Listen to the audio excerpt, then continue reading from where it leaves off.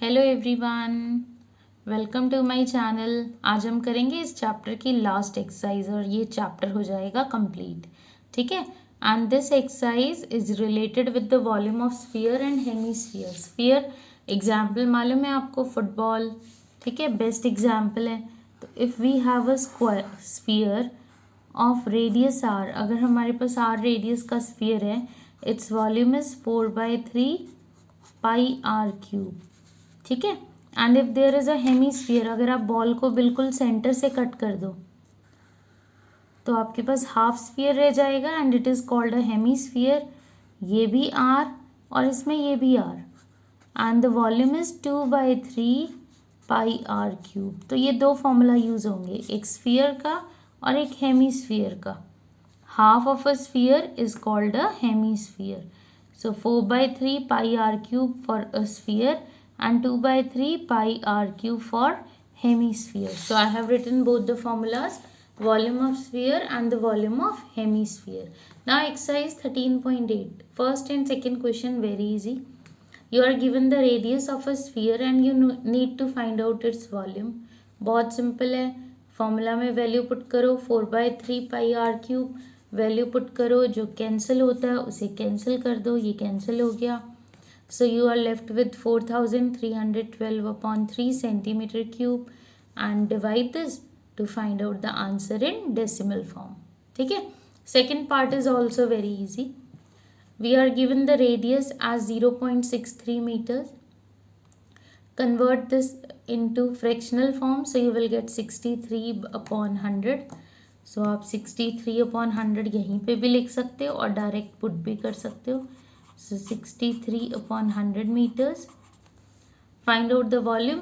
So the volume is 4/3 pi are cube. सारी calculation है इसके अंदर, तो जो कैंसिल होता है उसे कैंसिल कर दो, ये मैंने सारा कर रखा है और हमारे पास आ गया 1.047816 मीटर क्यूब. अगर यहाँ छोड़ना है answer, so you can leave it here. Otherwise I have replaced up to 3 decimal places. आप 2 तक भी कर सकते हो, 3 तक भी, its up to you. So 3 decimal places में अगर हम इसको अप्रॉक्स लिखें तो 1.047. अब अगला 8 है, तो अगर मुझे इसको रिप्लेस करना है तो मैं यहाँ 8 कर देती हूँ. So it is 1.048 metre cube approximately. और अगर आपको नहीं करना तो यहाँ पे आंसर छोड़ दो. ठीक है. So these are the 2 parts of question number 1. अब जो सेकेंड पार्ट है उसके लिए थोड़ा सा अपने दिमाग के घोड़ों को चलाएंगे. क्या करना है, सपोज आपके पास एक टम्बलर है पानी से भरा हुआ, या आप मान लो एक बाउल है, ये पानी से भरा हुआ, पूरा ऊपर तक भरा है.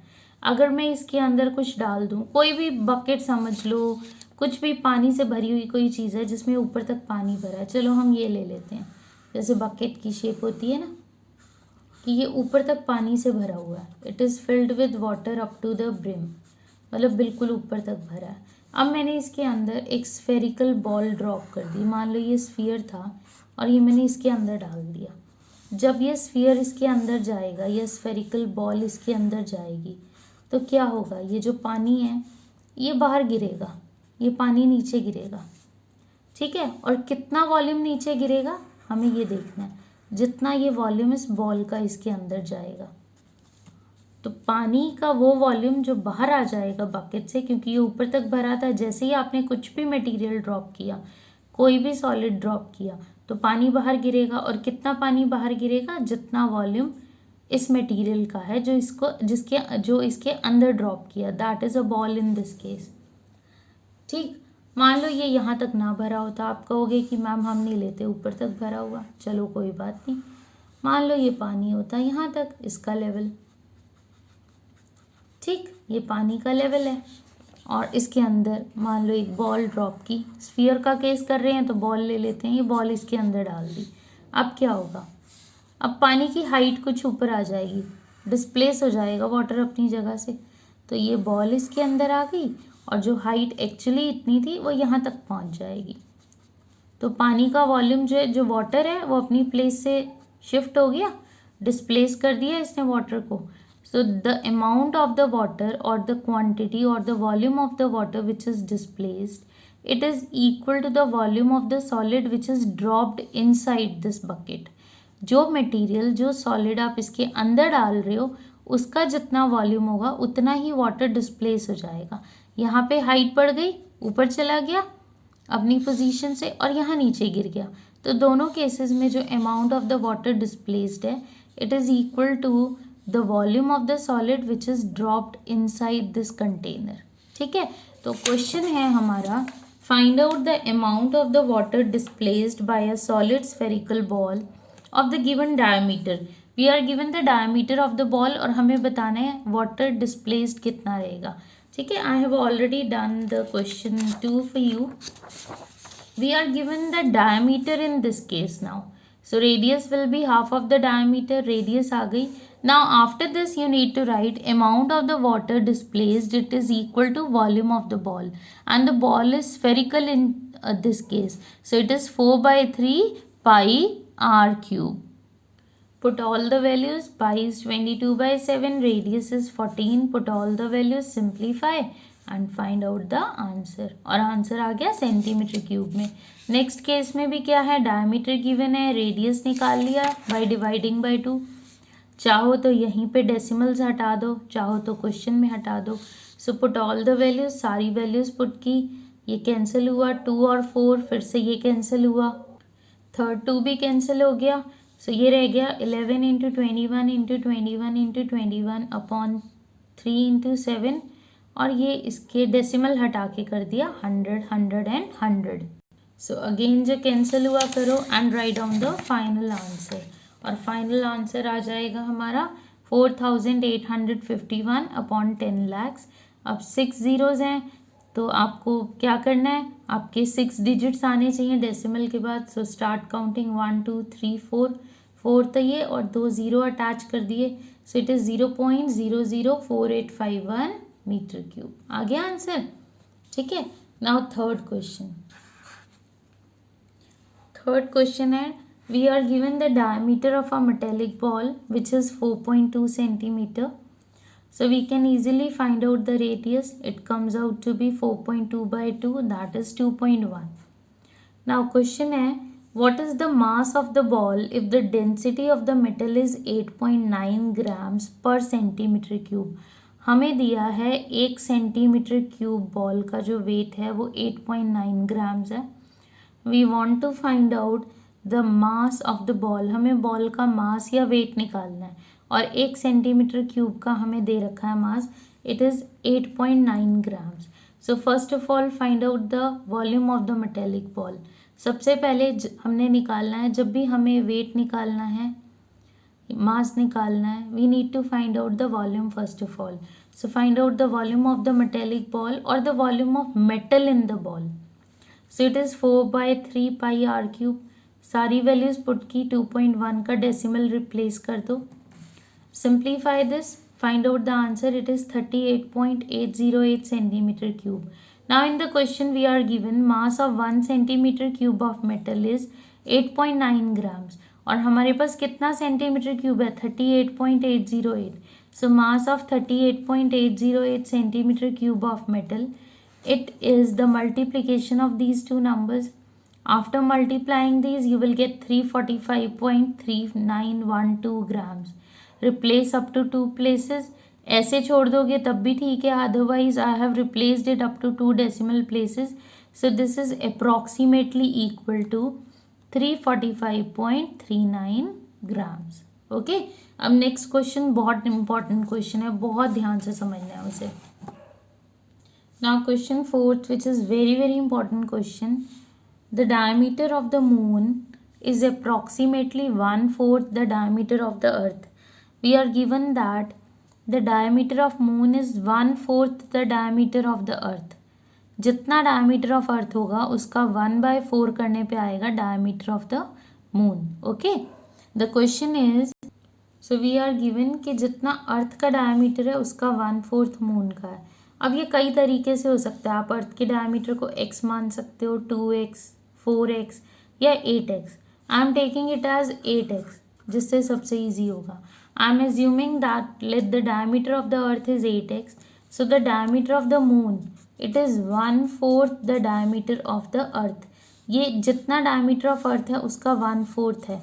सो 1/4 ऑफ 8x, ऑफ को कन्वर्ट करते हैं इनटू में, ये कैंसिल कर दो तो आपके पास आ गया 2x। अब इन दोनों का रेडियस निकालो, radius is half of the diameter, so it comes out to be 4x. So capital R I have assumed as the radius of the earth and the small r I have assumed as the radius of the moon. So it is 2x by 2 which means it is x. दोनों के radius आ गए, ठीक है।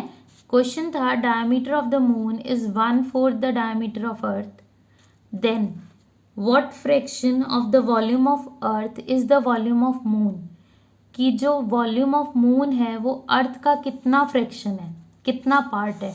तो हमें इस format में लाना है, volume of moon is dash, यहाँ क्या आएगा, जैसे यहाँ 1/4 था फ्रैक्शन में, तो यहाँ क्या फ्रैक्शन होगा वॉल्यूम ऑफ अर्थ में, तो हमें इस फॉर्मेट में आंसर चाहिए।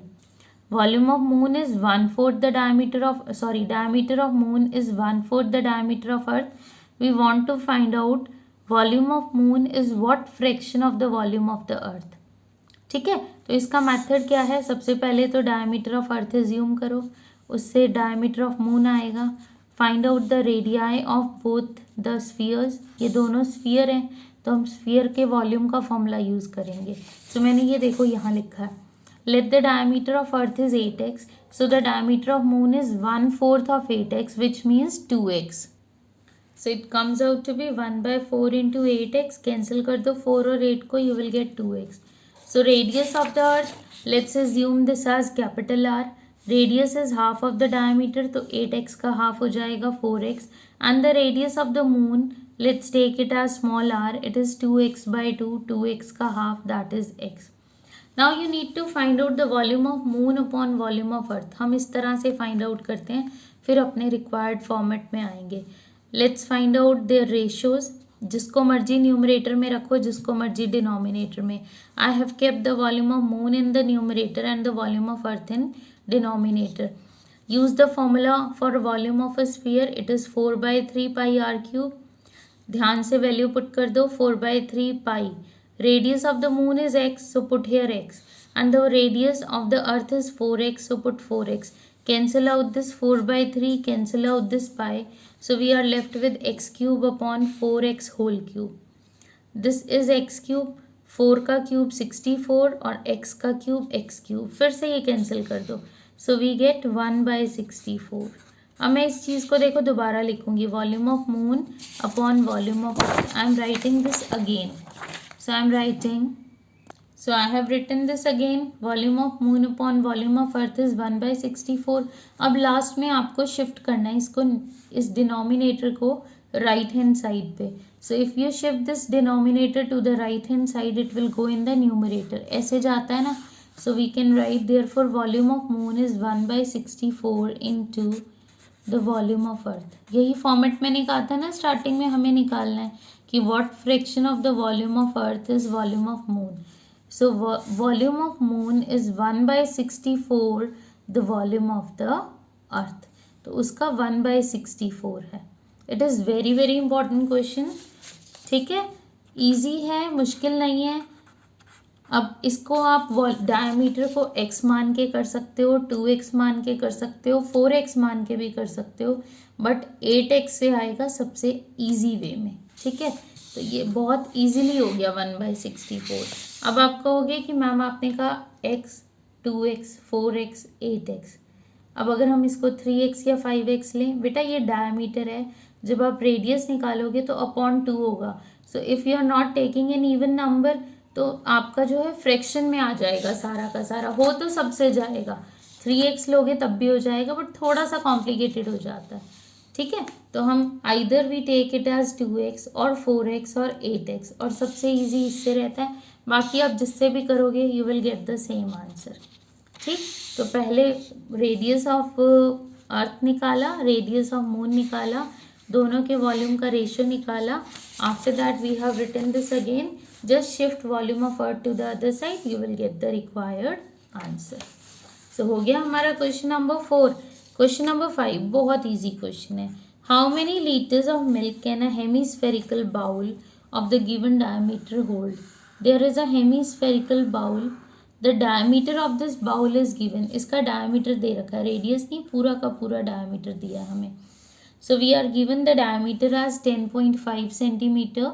So the diameter is 10.5 centimeter. So the radius is 10.5 by 2 centimeter. Remove the decimals. Find out the answer after removing the decimal. So finally you will get 21 by 4 cancel करके. Okay. Question है इसमें कितने litre of milk आ सकता है. तो सबसे पहले तो फाइंड आउट करेंगे सेंटीमीटर क्यूब में, उसमें उतना ही मिल्क आएगा जितना इसका खुद का वॉल्यूम है. So volume of milk it can hold, it is equal to the volume of hemisphere, and the volume of hemisphere is 2/3 pi are cube. Put all the values, cancel कर दो जो जो कैंसिल होता है. So at last you will get the answer in centimetre cube. Now the question is find out in litres. To convert centimeter cube into liters we divide by 1000. तो हमने इसको 1000 से डिवाइड करना है so as to get the answer in liters. After dividing this by 1000 you will get 0. पहले पूरा answer लिखते हैं और उसके बाद उसको करेंगे 2 या 3 डेसिमल्स तक रिप्लेस.